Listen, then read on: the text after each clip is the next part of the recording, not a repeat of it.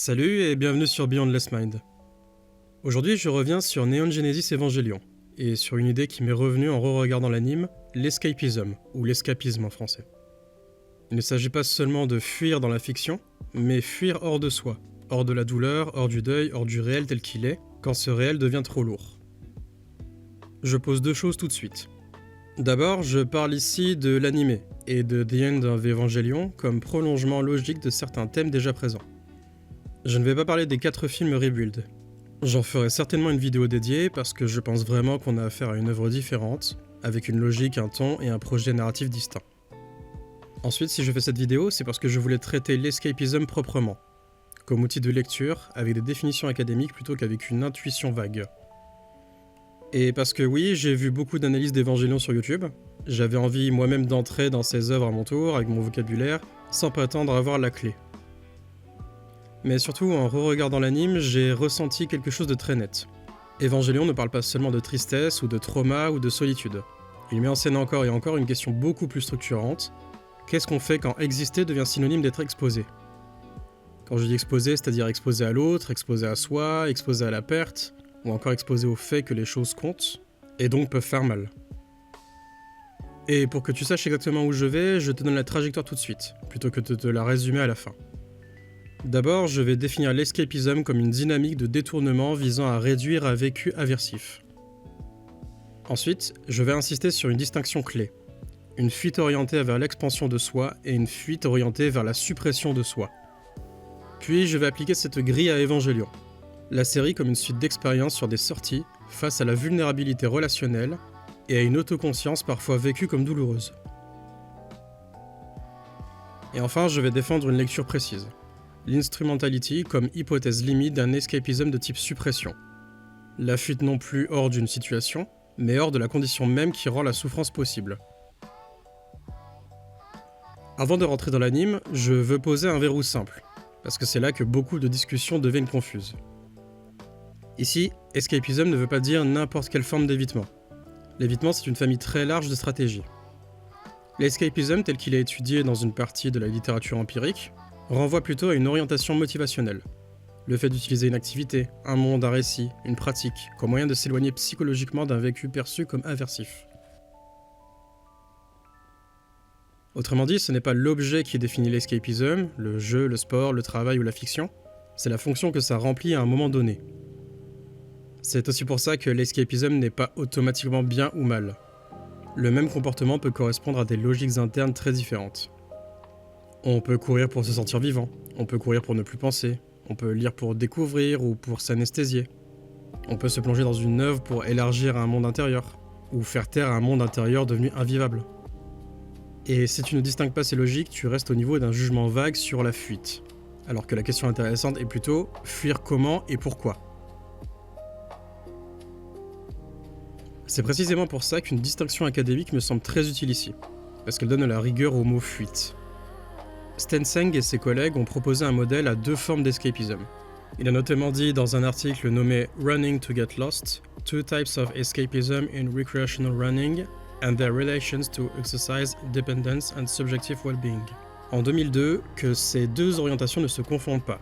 L'une correspond à une recherche d'expériences positives et d'élargissement subjectif, l'autre correspond à une stratégie davantage défensive, centrée sur l'évitement d'états internes pénibles, avec des associations différentes au bien-être. Je vais traduire ça sans jargon. Dans l'escapism de type expansion, tu t'éloignes peut-être d'un poids, l'ennui, la routine, une fatigue, mais tu t'éloignes pour aller vers quelque chose, une intensité, une curiosité, une respiration. Tu reviens généralement plus capable d'habiter le réel, ou au moins plus ouvert. Et dans l'escapism de type suppression, la logique est plus dure. Tu t'éloignes pour faire taire. Pas pour ouvrir, mais pour fermer. Pas pour te déplacer, mais pour t'éteindre mentalement pendant un moment. Et c'est souvent là que l'escapism devient une impasse, parce que l'activité n'est plus un détour qui restaure, elle devient un extincteur permanent. Plus tu l'utilises pour neutraliser tes états internes, plus tu renforces l'idée que le réel ou toi-même est quelque chose à éviter. À ce stade, je dois ajouter une précision méthodologique importante. Le papier de Stenseng porte sur un contexte particulier ici, qui est la course à pied. Moi, je ne m'en sers pas comme preuve que tout fonctionne pareil partout. Je m'en sers comme typologie, c'est-à-dire une façon de distinguer 2 directions derrière le mot fuite. Hussein a dit dans un article intitulé The Dual Nature of Escapism in Video Gaming, a Meta-Analytic Approach en 2021 qu'on retrouve, dans l'ensemble des résultats agrégés, une structure où l'escapism peut être associé à des issues différentes selon qu'il ressemble davantage à une recherche d'expérience positive ou à une logique d'évitement et de régulation défensive. Donc oui, le modèle n'est pas une baguette magique, mais la distinction expansion-suppression n'est pas un caprice non plus. C'est une manière stabilisée de ne pas tout écraser sous le même mot. Cette distinction a une conséquence philosophique simple, elle oblige à arrêter de parler de fuite comme si c'était un seul phénomène. Si tu dis « il fuit », ça ne dit presque rien tant que tu n'as pas précisé « fuit-il pour respirer » ou « fuit-il pour disparaître mentalement ». Ou alors « fuit-il pour revenir plus habitable » ou « fuit-il pour ne plus être là intérieurement ». Et c'est exactement pour ça que Evangelion est un bon laboratoire. Parce que l'œuvre met en scène de façon répétitive des tentatives de réduction de l'exposition. Et elle explore ce que chaque tentative promet et ce qu'elle détruit. Il y a une deuxième idée, voisine, qui sert de pont direct vers l'univers d'Evangelion. L'escapism peut viser non seulement des problèmes externes, mais la conscience de soi elle-même. Autrement dit, on ne fuit pas seulement une situation, on fuit le fait d'être soi au milieu de la situation. Moynihan a dit dans un article intitulé « Eaten up by boredom, consuming food to escape awareness of the bored self » en 2015, il dit que l'ennui peut être vécu comme une confrontation à soi désagréable, et que certains comportements peuvent fonctionner comme une tentative de réduire une autoconscience aversive. Le point à retenir n'est pas « la nourriture explique tout ». Le point, c'est le mécanisme. Quand être présent à soi devient douloureux, l'évasion n'est plus seulement une fuite du monde, c'est une fuite de la lucidité.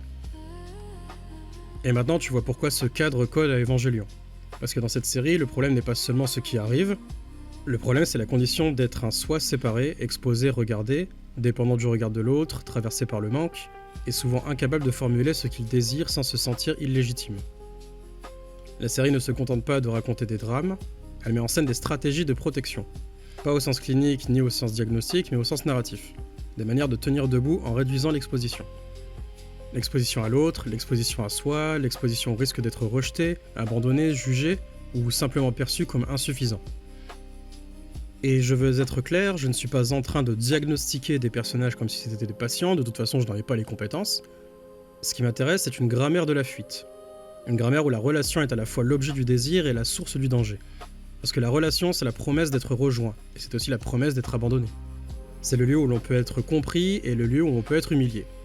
Également le lieu où l'on peut être aimé et le lieu où l'on peut ne plus l'être. L'autre est à la fois réparation et menace. C'est pour ça que pendant mon revisionnage, j'ai eu l'impression de voir une mécanique plutôt qu'une simple histoire triste. Les épisodes, les silences, les conflits fonctionnent comme des variations sur une même question. Si être soi implique d'être atteignable, quelle stratégie permet de ne plus être atteignable justement ? Et Evangelion teste des réponses, parfois à petite échelle et parfois à grande échelle, et c'est justement ça qui est important. La série prend des tactiques individuelles et les pousse progressivement vers une hypothèse cosmologique. Il y a d'abord l'évitement par retrait. La logique est simple, si je m'engage moins, je souffre moins. Si je n'attends rien, je ne suis pas déçu, et si je ne demande rien, je ne suis pas non plus rejeté. Cette stratégie a une efficacité immédiate, elle réduit l'impact, mais elle a un coût, elle transforme le lien en danger permanent. Elle rend la rencontre presque impossible parce que rencontrer quelqu'un exige d'accepter la possibilité d'être touché. Et si tu regardes Evangelion avec cette lentille, tu vois combien le retrait n'est pas une absence neutre, c'est une technique de survie, mais une technique qui stérilise. Il y a ensuite l'évitement par rôle. Là, la logique est plus subtile. Si je deviens indispensable, si je deviens performant, si je deviens utile, alors là, je sécurise ma place. Je ne suis plus quelqu'un qu'on aime librement, je suis quelqu'un qu'on garde parce qu'il sert. Là encore, on a une efficacité immédiate également, ça donne une fonction, un sens et une stabilité. Mais le coût est énorme. L'amour devient un salaire et la relation devient un contrat, et donc du coup, l'identité devient performance. Et dès que la performance vacille, la personne s'effondre, parce qu'elle ne sait plus ce qu'elle vaut quand elle ne sert plus. Il y a aussi l'évitement par fusion. Là, on va toucher quelque chose de très philosophique, l'idée que la souffrance relationnelle vient de la séparation. Si je suis séparé, je peux être seul. Si je suis séparé, je peux être incompris.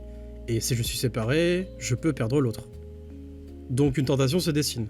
Abolir la séparation, abolir la distance, abolir la frontière entre moi et l'autre pour abolir la blessure. C'est une promesse somme toute très puissante parce qu'elle promet la fin de la solitude, Mais le coup immédiat est que ça menace ce qui fait de toi un toi.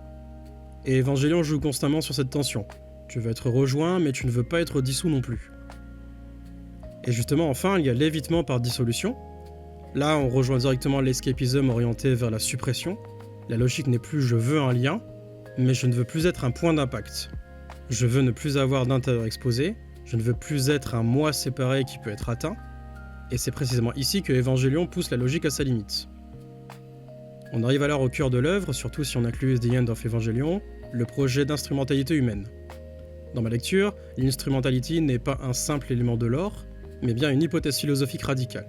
Et si la solution à la souffrance était de supprimer la condition qui la rend possible ? Ici, on n'est même plus sur « je fuis une situation » ou « je fuis un événement », là, on fuit l'individualisation. Je fuis la séparation, je fuis l'altérité. Je fuis le fait même d'être un individu distinct, parce que la distinction est la source de la perte. Je dois quand même faire une concession de rigueur, dans l'intrigue, les motifs qui poussent à l'instrumentality ne sont pas forcément homogènes. On peut vouloir contrôler, réparer, se venger, se sauver, ou sauver l'humanité. Mais ce que je défends ici, c'est qu'il existe une lecture transversale cohérente. L'instrumentality peut être compris comme une solution extrême à la vulnérabilité que produit la séparation. Et c'est en ce sens que j'appelle ça l'hypothèse limite de l'escapism. Et là, la distinction de Stenseng devient réellement éclairante.